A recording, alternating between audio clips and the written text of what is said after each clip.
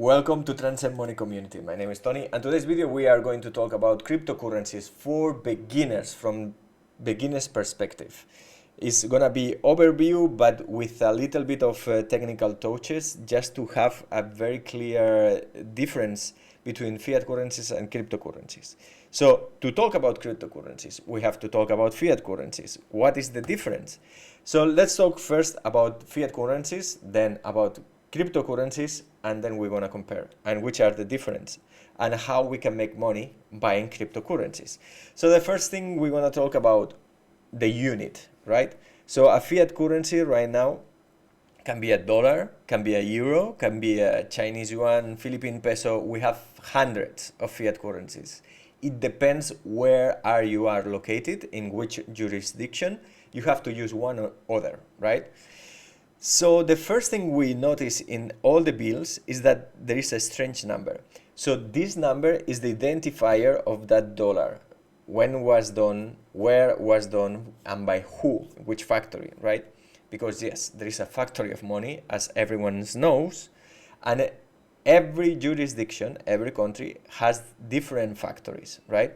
So the US dollar has a factory for dollars, and the European Union has a factory for euros, as so for all the other jurisdictions, right? So we have the unit of account that can be 1 or 01 or 500, the identifier of that unit of account, when was made, where and when. And of course, nowadays in most countries we don't use so much notes or paper or coins, right? We use more digital money. So this is the same for the digital money. Every unit of account of digital money is identified. And what I mean digital money, all the things that we see through a screen, right? Can be an ATM, a smartphone, tablet, computer, what I call a smart screen, right? So, and where we store the units of account of the fiat currencies. So we have like a bank account or credit card or debit card, and we have another number to identify that account, right? Can be for a credit card, debit card, or bank account. And this number, identifier number, is identifying that account, but not just that, because it's attached person, right? And or company. And this person or company is identified too, with a name, with the address, with a passport ID or the tax identifier or whatever it is, right? So we have the unit of account, let's say a dollar, with the identifier number, and also we have an account, let's say bank account, that that is called in crypto world a wallet address. So the wallet address is the bank account, and then we have the ID of the owner, right? That is the name, address, blah, blah, blah. Okay, so this is the traditional fiat currency system. And the question is then, who is making the units of account, and who is keeping track of all the numbers that are happening in the bank accounts or account numbers? Yes. So we have unit of account and accounts and systems where we can move back and forward the units of accounts of fiat currency, dollars, let's say. So we have ATMs, we have counters, so banks, or we have apps with the phone or the computer, if it's digital money, right? So let's try to start to think about that fiat currencies are digital mainly, to make it simple to compare with fiat currencies, right? Cryptocurrencies. So the dollar, let's say, is in a smart screen, computer, laptop, tablet, smartphone. And then we have banks that they keep track of how much money we have. Not us, if not everyone, right? So who is the ultimate manufacturer and who control the information? Who keep track of all the bank accounts? So we have the central bank, then we have the big banks and the local banks, to make it simple, right? And every bank and every level, they have, like, seriously, not kidding, a database that is basically like an Excel file where they have the bank accounts attached to a person or entity, and then how much money they have, and can be more complex with debt and whatever, but it's so simple like that. There is a database, there is a Excel file, there is a ledger where they keep track of the bank accounts and how much money they receive and how much money they expend. Let me know in the comment down below if there is any doubt, or just let's do an interaction, because this is the first video and we're gonna go deeper and deeper. So this is the first one. We're gonna do it better and we're gonna interact with each other in the comments down below, and also you will have links in the comments of the video where you can participate in the Telegram group or this Discord group, and we can talk about more in detail. So finally, I would say, so we have the unit of account, the dollar, the bank account, and who keep track of that and who can make that. In this case, the central banks, the big banks, and the local banks, let's say something like this. And then we have interfaces that can be the ATM, the counter in the bank, or a computer, a smart screen or cell phone, where we can send and receive fiat currency, right? And also we have an identifier for every unit of account, right? Okay, so let's go for and every country has a different unit of account, and different manufacturer, and different banks, big banks, and different local banks, right? So it's like in the map we saw before. So every jurisdiction have a different Excel file, because the ultimate central bank, they have all the information, right?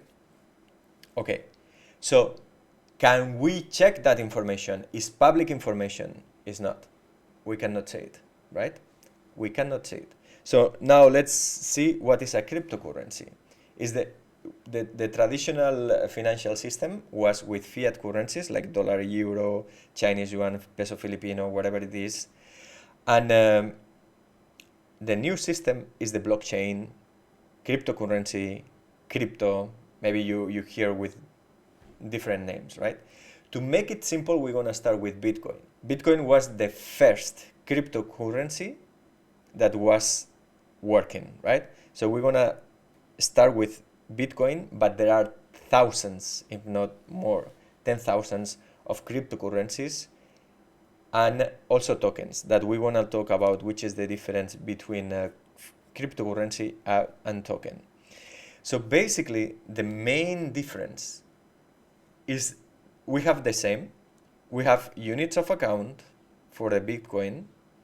So we have numbers that can be, the smaller number is a Satoshi, that is 100 millions times 0. So 0.00001. And then we have maximum amount that is going to be created is 21 million Bitcoins. So basically, Bitcoin is a network, is a group of smart screens and computers around the planet Earth. And all the information is public, we can see it, but there is not attachment with people, let's say, because in the traditional system, we know that we have attached a username, the name, the surname, the passport or the ID, the address, the KYC, know your customer, who is your customer and which is the bank account and who is your customer, all the information, so you can know where to call, who is him, pictures, passport, everything. So the bank account is attached to an entity that can be a physical person or a company and is very well known with all the details. So this is what we call in crypto KYC, know your customer. So in Bitcoin is a little bit different, and we're going to explain how. So we have the same units of accounts and bank accounts, right? And in crypto, we call this Satoshis or Bitcoins, is the unit of account, and is identifier also with a ID, when was created, who created, everything is in detail of that units of account. And then we have the nodes or miners that, to make it simple for beginners, we're gonna call it the same. So let's call it miners, but in reality now there are two entities, miners and nodes, but this is for another video. So let's say the computers of Bitcoin is gonna be less confusing. So the computers of Bitcoins, they keep track of the bank accounts that we call wallets. This is general information, it's not in detail. We will in detail into other videos. And they create every certain time Bitcoins. And this is done by the miners, but we are not going to enter on that. Just the Bitcoin network is a group of computers in different shape or forms. And anyone in the world at any point, they can participate in this ledger, in this Excel file, to keep control, accountability of the Bitcoin bank accounts, the Bitcoin wallets, right? So, for example, it's so public that you can go to this website and you can download this software and you can run in your computer, even maybe in your phone, and you can be a part of Bitcoin network. And we go in detail, but right now it's general concepts. I give you general concepts, and then if you are interested, let me know in the comments down below, and we go step by step how it works, okay? So basically right now, if there are different websites, I choose this one. We have 16,918 computers or nodes of Bitcoin around the world. So we can see that there are 10,000 that we don't know in which country, but then there are in United States, we know how many there are in different jurisdictions, okay? And everyone can participate. And there are probably a lot of things that come up to your mind. It's like they cannot change the Excel file, blah, blah, blah. So if you are interested on that, we can talk. Let me know in the comments down below. Give to the like, give to the, click to the subscribe and to the notification bell, because then I will know that you want to know more about how Bitcoin works.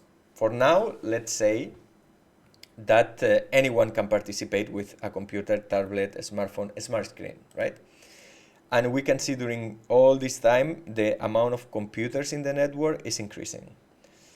And even more, we can even know exactly, there are visible and invisible, but the visibles, we can know exactly where they are. And here we have the heartbeat.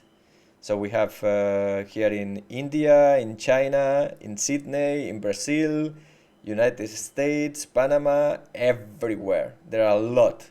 And all of them, they have this exactly same Excel file, the same ledger, okay? This is simplified, there are more details.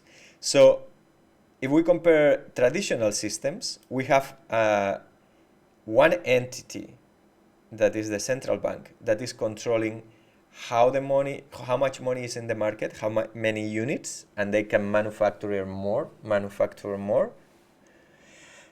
and also to decide the interest, right? And then we use this money and they keep track of the numbers, right? So with Bitcoin, anyone can keep track of the numbers, and we're gonna see it in detail now. The keep track of the bank accounts, and anyone can use it. So to understand this is key concept. So anyone can put a computer in Bitcoin and read all the ledger from the beginning of the times of Bitcoin and keep track of them, keep track of the bank accounts. And they cannot fake it, because there are tens of thousands of computers everywhere in the world, in the planet, keeping track of what's going on. And also anyone can open a bank account. In fact, it's not open a bank account, it's open a bank. Because when you use an app to handle your Bitcoins, in fact, you are a bank, because you have the maximum authority of that Bitcoins. So you can send or receive Bitcoins from anywhere in the world without permission of anyone. Just permission of all the computers in the Bitcoin network. A little bit complicated, but I think it's okay. If you have doubts, just write down below and we can do videos specifically to solve the questions you have, because this is just the beginning of the journey. And so here, for example, there are a lot of websites where you can see what's going on in different blockchains. That the blockchains, they have different fiat currencies. For example, here we see transactions that are sent to in real time. This is happening in real time in the planet Earth, the Bitcoin transactions that are ordered. And also we can see the blocks, that this is another topic for another video. But basically inside the blocks, we have the transactions. And we can see the transactions because this is public. So this bank account send $25,878 to these two bank accounts in this proportion, $7,000 and $18,000 equivalent, that are Bitcoins, right? And so we can see all the information and all the history from this, because this is the Excel file. The Excel file with all the bank accounts in the world from Bitcoin, they are public and anyone can see it and check it that they are right. Because if we go in here, we can see all the history from this bank account, from this wallet. We can see all the transactions that it happened. The difference is with traditional systems is that we don't know who belongs this bank account, but we know all the history of this bank account, that this is the identifier of the bank account, okay, this number. And it's a piece of art of system. If you want to know more, please let me know, because really is really the most secure system that we have invented yet, humans. And never been hacked, and we can talk about this, about the hackings and all these things. Now we're gonna talk in detail, but never been hacked, the Bitcoin blockchain. And we're gonna talk about what has been hacked, and you saw in the news. Okay, so we have an overview, maybe a little bit heavy. Let me know in the comments down below, what do you want to know? Which are your questions? So let's interact a little bit. And so the thing here is like, okay, so if you have dollars and you want to buy Bitcoins, how you do? Something similar if you have dollars and you want to buy euros or Philippine peso or Chinese yuan or whatever it is. So you need to go to a exchange, a company that you give something and they give you another thing. You swap things. You buy something with your fiat and they give you another thing, another fiat in this case in traditional systems. But in cryptocurrencies, they're gonna give you crypto, okay? So crypto can be in notes or coins? No, even if you see it in internet. So basically you're gonna see your crypto in an application in your smart screen, cell phone, let's say, smartphone. You can go here and you can check different exchanges, but I recommend Binance is the most famous and with the most biggest volume, Bybit, OKX, KuCoin, and BitGet, okay? If you're going down to the comments down below, you will see all the links, and I recommend you to start Binance. It's the best well-known exchange, and probably in your jurisdiction you can use it. So you can click in this link and you support the channel, so we can do more videos in depth of how cryptocurrencies work and how to use them. And basically you will come to this website, Binance, and you can log in with your Google account. This is the easy way, is through an exchange. So you don't have to handle private keys and other things from crypto that we'll explain in another video that is a little bit more complicated. So finally, when you open your account, you will have something like this. Probably you have to do the KYC, so you have to send a picture of your passport, and then you can choose because crypto is global. Crypto don't know about borders or countries, so you can choose any language, any currency, and then you can buy crypto here. So you will have your account and you can buy your crypto with a bank deposit, with credit cards, or with credit card. In this case, for Binance, in the jurisdiction I am. Maybe in your jurisdiction you can do it in another way, right? So basically it's very simple, I will recommend you to buy a small amount at the beginning. It depends what is for you a small amount. Maybe it's $10, $100, $10,000, $10,000, whatever is a small money for you. And then you can say how many euros, and then I recommend you to buy Bitcoin to start, okay? So you can buy whatever, $10 or $100 of Bitcoin, and they will give you a small amount. Because one Bitcoin right now is $26,751. And this start from zero. If we go into around 2009, the price of Bitcoin was zero, and now it's 26,000. So for that reason, so many people is crazy, because you can make a lot of money.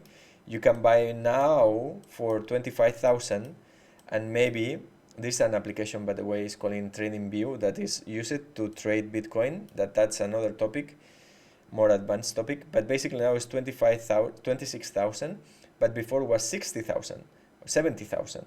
So maybe you buy now, and then it's going to be 70,000 or 100,000. So you multiply your money very fast. That's another thing from cryptocurrencies, that because the market is trying to explore which is the value of this new technology that is borderless, permissionless, decentralized. And we'll talk about all these details if you want, if you leave a comment, if you like this video, and if you subscribe. So Binance, yes, this is the one I most famous, but because I'm doing trading, I'm using another ones, KuCoin and BitGet. You can see it in the comments down below, but in the description down below, the links. Binance, I recommend you to use Binance. Then for trading, we'll talk about Bybit, KuCoin, and BitGet. But to start, just to buy your first $10, $100, $1,000, whatever you want to buy, I recommend Binance. So basically, you have to deposit fiat currency, and then you can buy the Bitcoin. Bitcoin is the first one.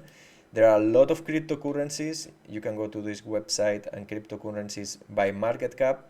There's Bitcoin, Ethereum, There are a lot of cryptocurrencies. We'll talk about these ones in the future, but right now we can see all the crypto market is $1.111 trillion, and Bitcoin, the market cap is $500 billion. So Bitcoin is the most important right now, so I recommend to start with that one, just to feel it a little bit what is cryptocurrencies. So thank you very much to everyone. Don't forget to join the Telegram group and Discord group, and subscribe to the channel, and give a like, and leave the comments down below. Whatever are your doubts, please let me know, and we can do more videos, and I can improve this video. Thank you very much, and see you in the next video.